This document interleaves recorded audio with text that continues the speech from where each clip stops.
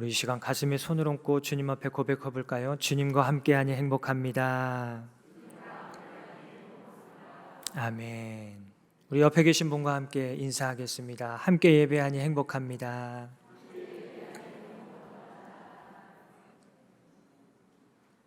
네, 우리가 함께 주님을 예배함니 이 세상에서 가장 행복하고 귀한 일이 되기를 간절히 소망합니다.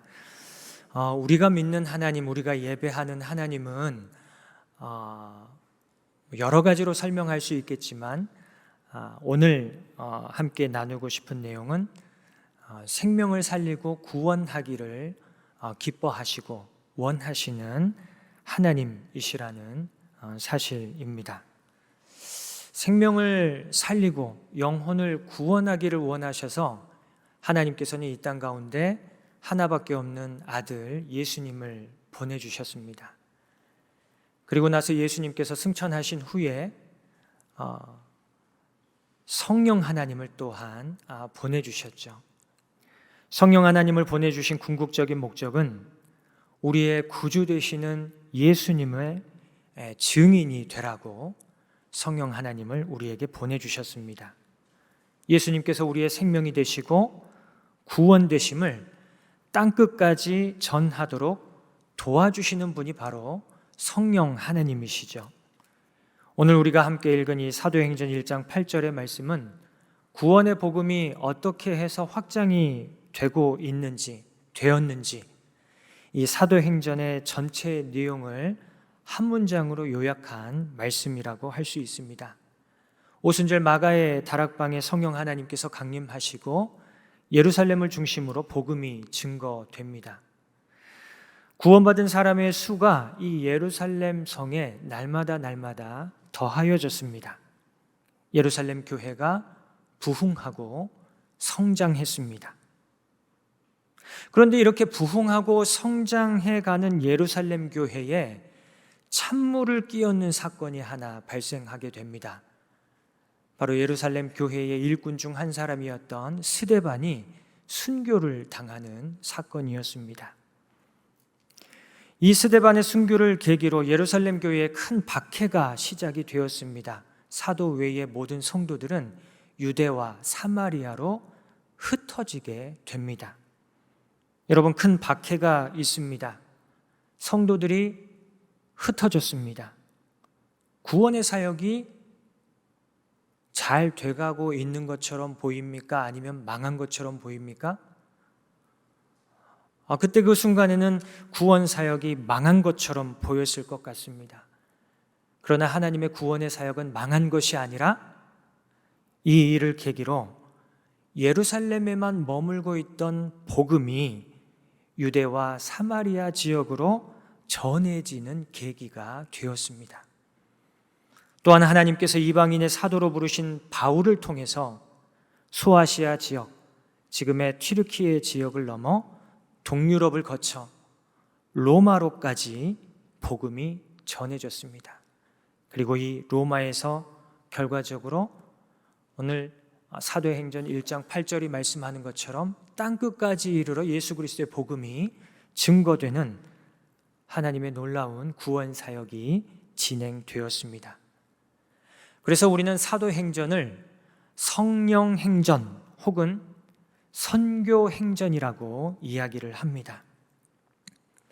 이러한 성령행전, 선교행전은 한국 교회의 처음 시기에도 비슷한 양상으로 나타나는 것을 볼 수 있습니다. 오늘 우리는 한국 교회에서 7번째 시간, 마지막 시간인데요. 오늘 이 시간에 첫 번째로 살펴볼 내용이 100만 명 구령 운동입니다. 1903년에 원산 부흥운동, 그리고 1907년에 평양 대부흥운동의 열기가 계속해서 활활 불타올랐으면 얼마나 좋았을까요? 그러나 시기가 지나면 지날수록 그 열기는 점점 사그라들게 되었습니다. 그래서 1909년 여름에 개성의 남감리교 선교사 스톡스와 리드 그리고 갬블이라고 하는 선교사들이 이렇게 소강 상태에 빠진 한국 교회의 부흥운동과 전도운동의 열기를 다시 한번 되살려야 되겠다, 이런 마음을 가지고 산기도를 시작하게 됩니다. 이 산기도의 기도 제목 한 가지는 무엇이었냐면 1년 안에 교인 5만 명을 주소서. 1년 안에 교인 5만 명을 주십시오. 이게 산기도의 유일한 기도 제목이었습니다.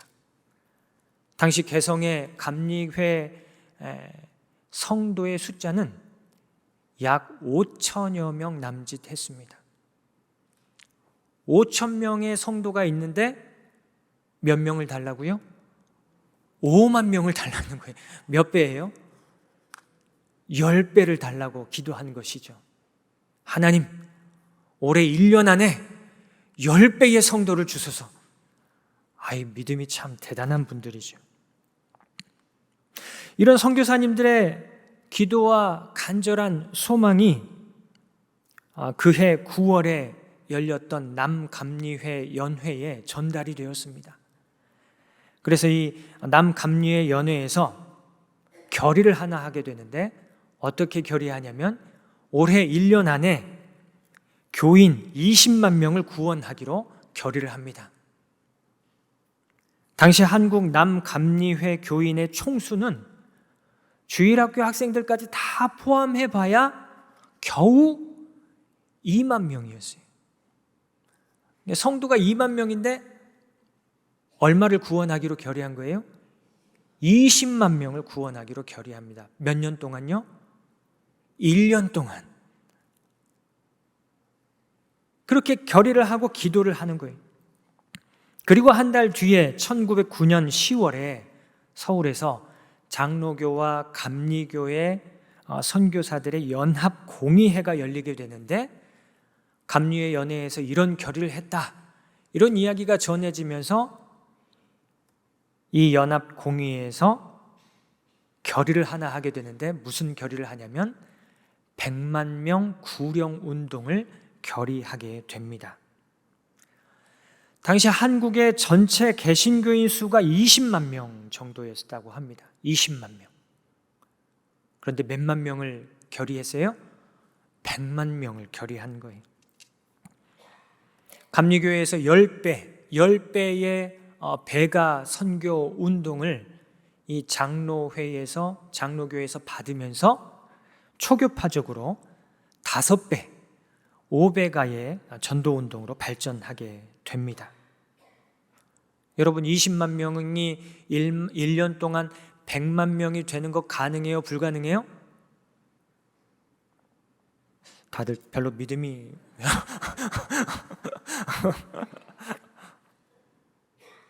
그런데 이때 당시 1909년 이 장로교와 감리교 성도들의 그 마음은 할 수 있다. 20만 명이 100만 명이 가능하다. 우리 기도하고 해보자.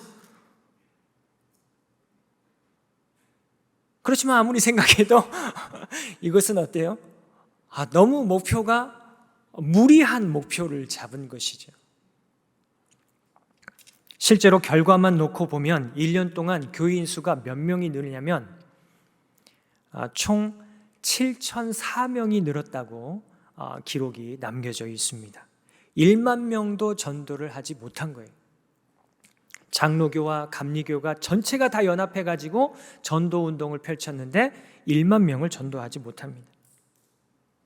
그러나 이 100만 명 구령운동을 통해서 지역과 교회마다 전도운동과 부흥운동의 열기가 되살아나게 됩니다. 우리 성도들 중에 하나님께 뭔가를 드리고 싶지만 드릴 것이 없으니까 이 성도들 중에 어떤 결단을 하냐면 내가 하나님께 다른 거 드릴 것 없지만 오늘 하루의 삶을 하나님께 드리겠다. 그래서 날연보라고 이야기하죠. 날연보. 오늘 하루를 하나님께 드리겠습니다. 그래서 그 하루 동안 나가서 계속해서 복음을 전하는 거예요. 그리고 다른 성도들은 헌금을, 이 100만 명 구령 운동을 위한 목적 헌금을 하나님 앞에 드리면서 이 헌금으로 마가복음, 쪽복음과 전도지를 대량으로 인쇄해서 날연보를 드리는 성도들로 하여금 이 전도지와 쪽복음을 통해 전도를 하게끔 그렇게 했습니다. 이때 성도들은 예배를 마치면 모두 다 거리로 나가서 복음을 전했습니다. 한 사람도 빠짐없이 예배가 끝나면 모두가 다 거리로 나가서 복음을 전했습니다. 그래서 이때 노방전도, 축호전도, 신방전도, 사랑방전도, 안방전도, 이런 우리나라의 그 토착 전도 방식들이 이때 이 시기에 정착이 되게 됩니다. 이 100만 명 구령 운동을 통해서 우리나라 대한민국 전국 방방곡곡 정말 구석구석까지 예수 그리스도의 복음이 전해지지 않은 곳이 없게 됩니다. 앞에서 말씀드린 대로 100만 명 구령 운동을 전개한 결과 1년 동안 전도된 교인은 총 7,004명이라고 기록이 남겨져 있습니다. 목표에 비하면 그 결과가 너무나 부족해 보일 수 있습니다. 처음부터 너무 무리한 목표를 설정한 것이 문제였겠죠. 그런데 무엇보다도 100만 명 구령 운동이 실시되었던 1910년은 어떤 해였냐면 한일 합병 조약이라고 하는 우리나라 민족의 최대 실현기가 있었던 그런 시기였죠. 일본에 의해서 우리나라가 병합이 되는 이 불평등 조약을 맺은 이 시기에 독립운동이 아닌, 나라를 위한 어떤 운동이 아닌 전도 운동을 펼친다는 것에 대해서 많은 이 나라를 사랑했던, 나라를 생각했던, 나라를 위해 기도하고 걱정했던 민족주의자들에게는 별로 호응을 얻지 못했던 것이죠. 더군다나 모든 선교사가 그런 것은 아니었지만 일부 선교사들이 교회의 사회 참여를 부정적으로 이야기하면서 현재 삶의 자리에서, 우리의 삶의 자리에서의 하나님 나라 실현보다는 내세 천국, 말세 신앙을 강조하며 일본에 대한 우호적인 모습을 보여준 것에 대해서 이 많은 백성들이, 많은 성도들이 교회를 대거 이탈하게 되는 그런 일들이 발생하게 됩니다. 그럼에도 불구하고 이 100만 명 구령 운동으로 한국교회의 신앙의 열기가 되살아나면서 1910년 20만이었던 교세가 1930년에는 50만으로, 1950년대에는 100만 명으로, 1970년대에는 500만 명으로, 그리고 1980년대에는 1천만에 이르기까지 한국교회의 교세가 성장하고 발전하게 됩니다. 1년 동안 뿌렸던 복음의 씨앗들, 말씀의 씨앗들이 우리 민족의 마음밭에 심겨져서 자라나며 풍성한 열매로 맺혀졌다는 것을 우리는 역사적으로 확인할 수가 있습니다. 여러분, 만약에 이 1910년에 이 복음의 씨앗을 뿌리지 않았다면 우리 한국교회의 교세가 이렇게 성장할 수 있었을까요? 이런 열매들을 거둘 수 있었을까요? 여러분, 뿌리지 않으면 거둘 수 없습니다. 심지 않으면 아무것도 거둘 수 없습니다. 그러나 반대로 심으면 어떻게 될까요? 심으면, 뿌리면 반드시 열매 맺게 될 줄로 믿습니다. 복음의 씨앗에, 말씀의 씨앗에 생명의 능력이 있기 때문입니다. 국내에서 불타오르는 이 구령의 열정이 해외로도 뻗어나갔습니다. 디아스포라 선교가 그것인데요. 디아스포라는 자기 고향을 떠나서 세계 곳곳에 흩어져 살아가는 나그네 공동체를 말하죠. 조선인들의 디아스포라는 크게 하와이, 북간도, 그리고 일본과 상하이로 살펴볼 수 있습니다. 한국인들의 해외 이주는 대한제국이 성립되기 전에도 이미 있었던 일인데요. 두만강을 넘어서 연해주 지역에 가서 땅을 개척하거나 압록강을 건너 서간도 지역으로 진출하여 한국인 마을을 이루어 살았습니다. 또 당시 일본과 미국으로 유학을 떠나거나 정치적인 망명을 하기도 했습니다. 그런데 정부의 공식적인 허락과 지원에 의해서 처음으로 이주한 것이 언제였냐면 1902년 12월 22일 하와이를 향해 인천항을 출발했던 121명의 이민단이었습니다. 1900년대에 설탕의 수요가 급증하면서 하와이에서는 사탕수수 농장이 엄청나게 많이 개발이 됐는데, 초기에는 하와이 원주민들을 중심으로 이 하와이 사탕수수 농장이 이렇게 운영이 됐습니다. 그런데 이 사탕수수 농장이 엄청나게 늘어나게 되니까 이 원주민들로만으로는 노동력이 부족한 거예요. 그래서 당시 아시아에 있던 노동력들, 중국인들, 그리고 일본인들, 그리고 거기에 이어서 우리 한국 사람까지 외국인 노동자들을 요청하게 됩니다. 그래서 당시 주한 미국의 공사였던 알렌 선교사가 고종 황제에게 이렇게 하와이 이민을 건의하게 되죠.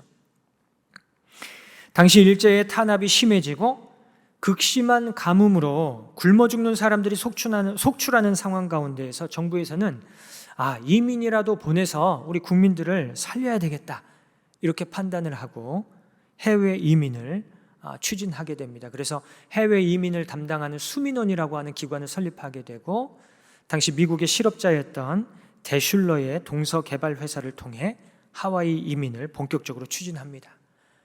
그런데 현재 이민을 가본 적이 있어야죠. 우리나라 사람들이 하와이라고 하는 곳에 대한 이민을 선뜻 결정하기가 쉽지 않았습니다.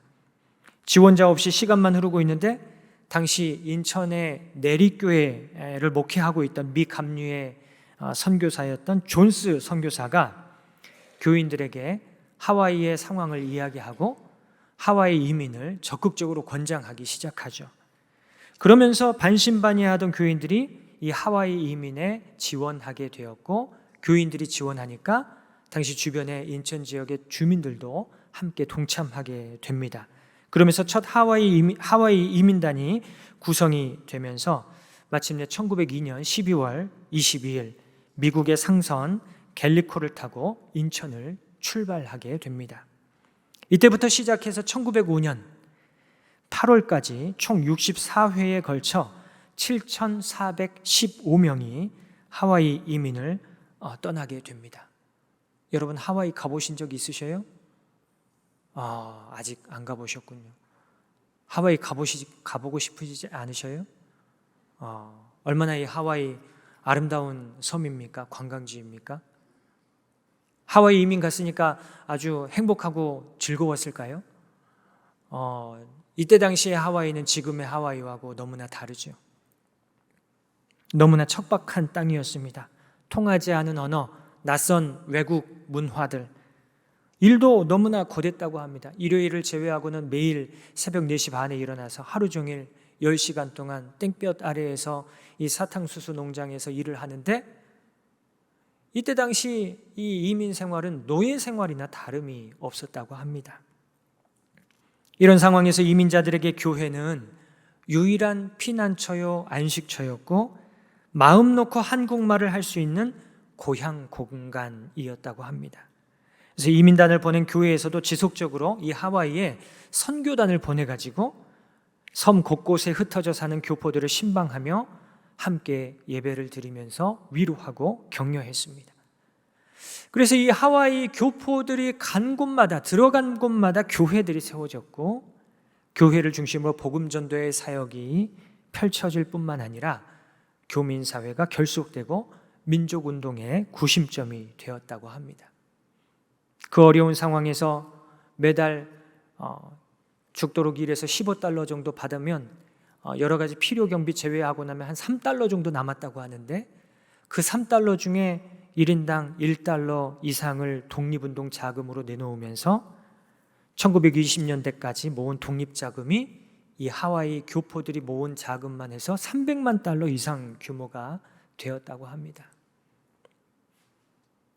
하와이뿐만 아니라 북간도 지역에서도 선교 행전이 진행되었습니다. 1907년 함경남도 원산에 산진이라고 하는 중국인이 나타나면서 이 원산교회에 들러 한글 성경과 찬송가 그리고 한글로 된 전도지들을 구입하게 됩니다. 원산 사람들이 이 산진이 이 한글 성경과 찬송가 전도지를 사는 걸 보면서 이상하게 여기면서 이렇게 질문을 해요. 아니 그거 돈도 안 되는데 그거 사가서 뭐 하려고 그러냐?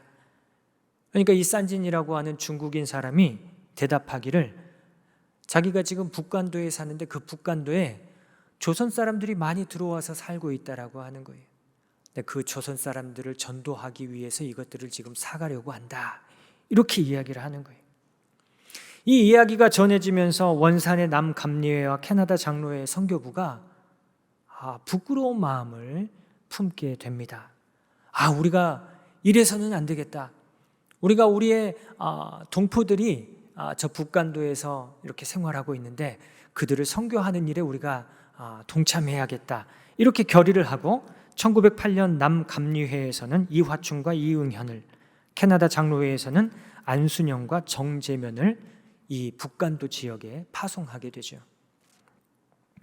그리고 선교 착수 1년 만에 북간도 지역 여러 곳에 교회들이 설립되었고 그리고 수백 명의 교인들이 생겨나게 됩니다. 가난 때문에 이주한 사람들, 또 일제의 침략과 수탈을 거부하고 독립운동을 하기 위해 고향을 떠나온 나그네들에게 교회가 위로와 희망이 되었습니다. 이런 교회가 북간도에서 교포 선교와 민족 운동의 거점이 된 것은 당연했죠.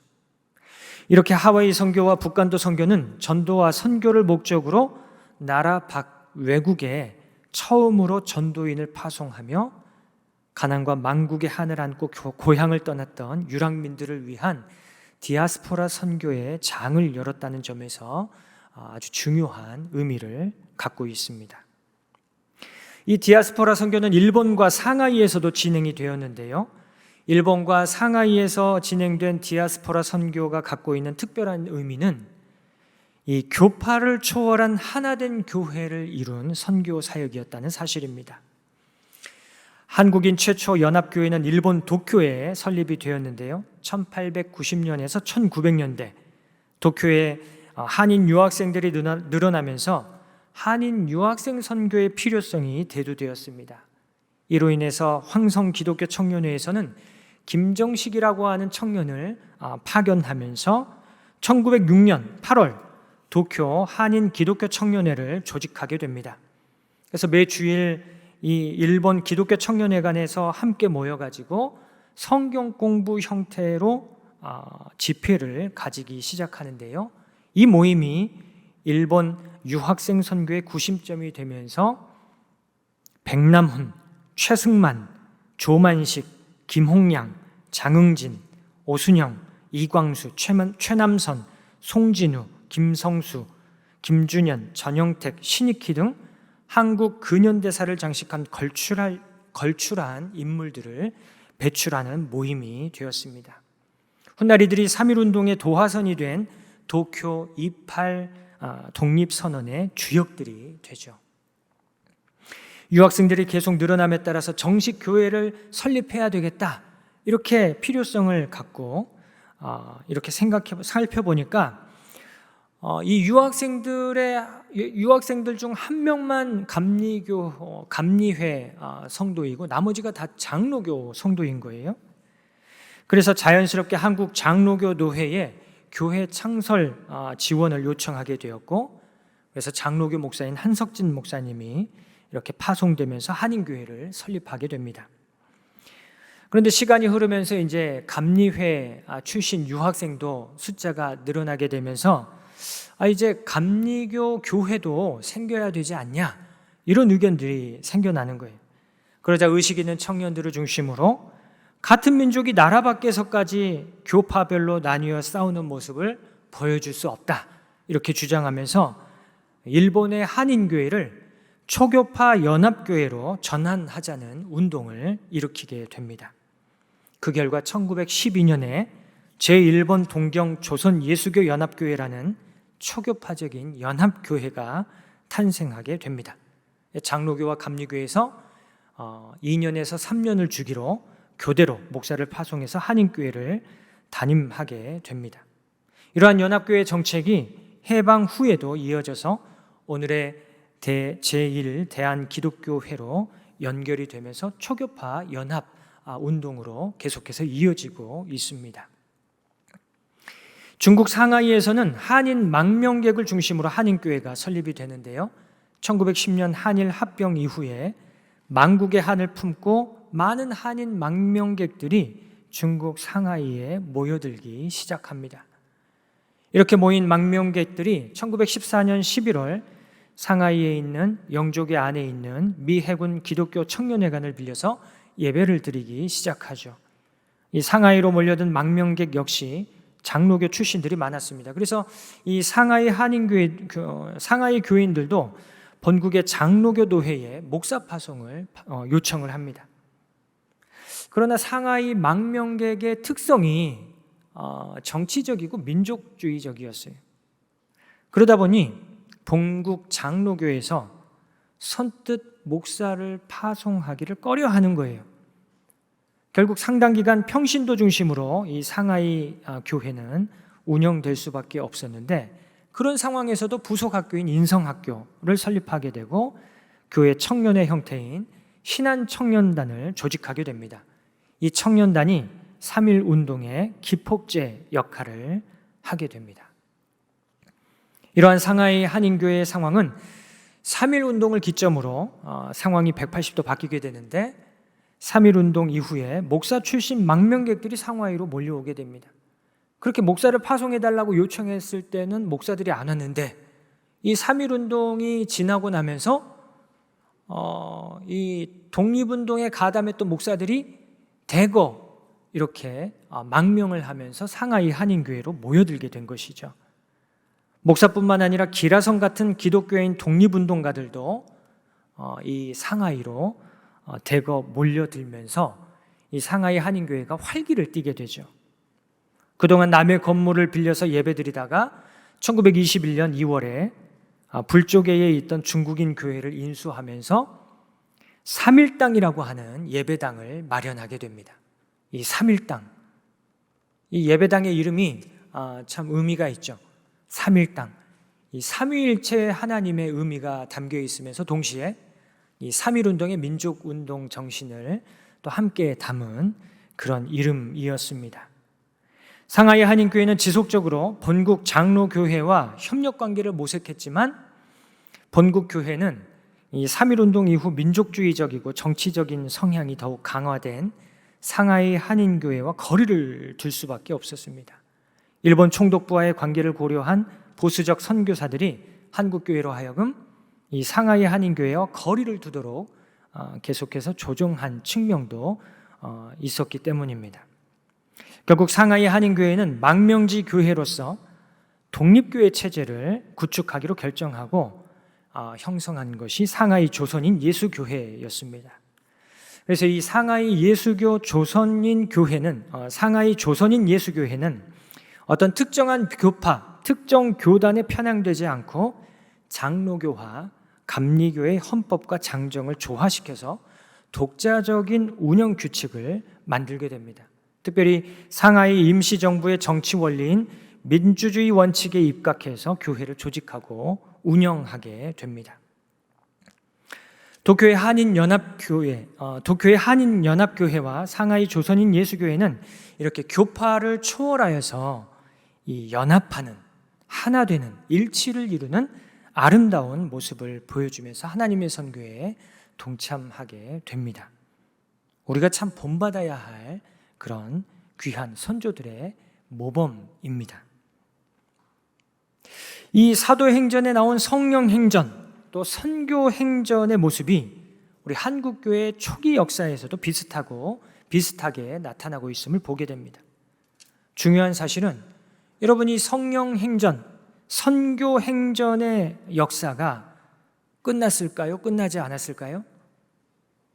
끝나지 않았다라고 하는 거예요. 성령행전, 선교행전의 역사는 지금도 계속해서 이어지고 있습니다. 누구를 통해서요? 누구를 통해서요? 우리를 통해서요. 우리를 통해서 계속해서 이어져 가고 있다라고 하는 사실이 언제까지 계속될까요? 우리 주님 다시 오실 때까지 이 성령 행전의 역사, 선교 행전의 역사는 계속해서 이어져 갈 것입니다. 왜냐하면 하나님께서 하나님의 선교를 계속해서 이루어 나가고 계시기 때문입니다. 여러분, 선교는 사람이 계획하고 사람이 이루어 나가는 것이죠? 그렇지 않습니다. 선교는 하나님께서 계획하시고 하나님께서 부르시고 하나님께서 보내시고 그리고 하나님께서 이루어 가시는 것이 선교입니다. 제가 우리 신안교회에 와서 보니까 우리 신안교회가 이 지나온 100년 동안 그 어떤 교회보다도 이 하나님의 선교에 열심히 동참해온 교회라는 것을 알게 되었습니다. 참 귀한 교회다라는 그런 생각을 했습니다. 수많은 교회들을 개척하고 목사와 선교사들을 파송하고 여러 선교지들을 돕고 미자립 교회들을 지원하고 후원하고 그래서 하나님의 선교가 원활하게 이루어질 수 있도록 계속해서 협력해 왔다는 것을 제가 보게 되었습니다. 지금도 매주 화요일 오전이 되면 우리 153 전도대가 함께 모여서 기도하고 거리로 나가서 예수 그리스도의 복음을 사람들에게 전하고 있습니다. 지난 주간에도 목사님과 우리 답사팀이 태국의 선교지를 방문하여서 현지 교회가 예배당을 건축하는데 도움이 되도록 건축 헌금을 전달하고 여러 선교지를 돌아보면서 함께 기도하고 또 하나님의 선교가 어떻게 이루어지고 있는지를 두 눈으로 보고 돌아오셨습니다. 이런 모습들을 보면서 하나님께서 우리 신앙교회를 보실 때 얼마나 귀하게 여기실까라는 그런 생각들을 참 많이 해보게 됩니다. 우리 신앙교회의 앞으로의 100년도 이 하나님의 선교에 힘써 동참하는 귀한 교회가 되기를 주님의 이름으로 간절히 소망합니다. 하나님께서는 영혼을 구원하고 생명을 살리기를 원하시는 하나님이십니다. 우리 하나님은 선교하시는 하나님이십니다. 그렇다면 여러분은 지금 하나님의 선교에 동참하고 계십니까? 우리 믿음의 선배들은 정말 열심을 다해서 최선을 다해서 말도 안 되는 목표지만 그 목표를 이루기 위해서 최선을 다해서 하나님의 선교에 동참하셨습니다. 여러분은 하나님의 선교에 동참하고 계십니까? 여러분, 하나님의 선교에 동참하기 위해서 지금 무엇을 하고 계십니까? 여러분들이 말씀하지 않아도 여러 가지 일들을 감당하고 계시는 줄로 알고 있습니다. 그런데 이 하나님의 선교에 동참함에 있어서 제일 중요한 것이 무엇입니까? 가장 중요한 것. 이 하나님의 선교에 동참함에 있어서 제일 중요한 것은 내 삶을 통해 예수님을 증거하는 것입니다. 하나님의 선교에 동참하는 일에 있어서 제일 중요한 것은 내 입술의 말을 통해서 예수님을 증거하는 증인으로 사는 것입니다. 그것이 바로 하나님의 선교에 동참하는 오늘 하루의 나의 삶의 모습입니다. 요즘 전도가 됩니까? 안 됩니까? 네? 뭐라고요? 아멘. 예. 여러분, 요즘 전도 안 된다고 합니다. 과거에 비하면 전도가 어려워진 것은 사실입니다. 그러나 전도하면 전도가 됩니다. 여러분 믿으십니까? 여러분, 전도하면 전도됩니다. 우리가 전도 안 하니까 전도가 안 되는 거예요. 전도 안 돼. 전도하기를 포기해버리니까 전도가 안 되는 거예요. 어제 우리 153 전도대 전반기 전도 모임을 마무리했습니다. 전반기에 전도한 결과 우리 신안교회에 이 10분의 영혼이 전도되어서 등록하여 함께 지금 예배를 드리고 있습니다. 에이, 겨우 10명.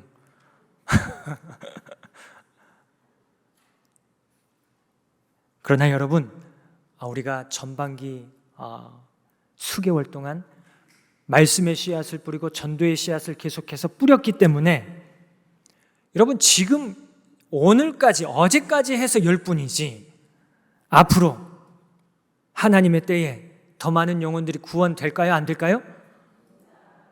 구원이 됩니다. 이게 우리의 믿음이에요.